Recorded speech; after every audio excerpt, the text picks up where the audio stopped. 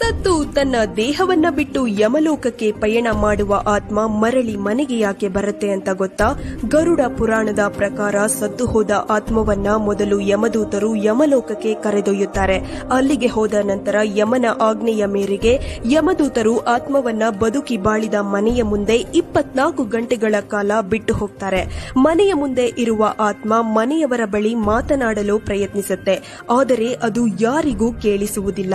ಅಲ್ಲಿಂದ ಸುಡುಗಾಡಿಗೆ ಹೋಗುವ ಆತ್ಮ ತನ್ನ ದೇಹ ಬೆಂಕಿಯಲ್ಲಿ ಉರಿಯುವುದನ್ನ ನೋಡಿ ಜೋರಾಗಿ ಅಳುತ್ತೆ. ದೇಹ ಸುಟ್ಟು ಬೂದಿಯಾದಾಗ ಆ ಆತ್ಮಕ್ಕೆ ಪಿಂಡದಿಂದ ಮಾಡಿದ ಶರೀರ ಸೃಷ್ಟಿಯಾಗತ್ತೆ. ಅಂದರೆ 12 ದಿನ ಇಡುವ ಪಿಂಡದಲ್ಲಿ ಗಾಳಿಯ ರೂಪದಲ್ಲಿ ಇರುವ ಆತ್ಮಕ್ಕೆ ಪಿಂಡದಿಂದ ಆದ ಶರೀರ ಸೃಷ್ಟಿಯಾಗತ್ತೆ.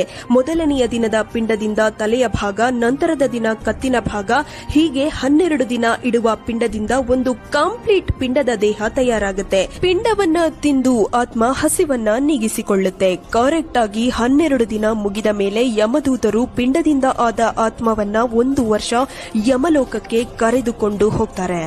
ಸೊ ನಾನು ನಿಮ್ಮ ಸೋನು, ವೆಲ್ಕಮ್ ಟು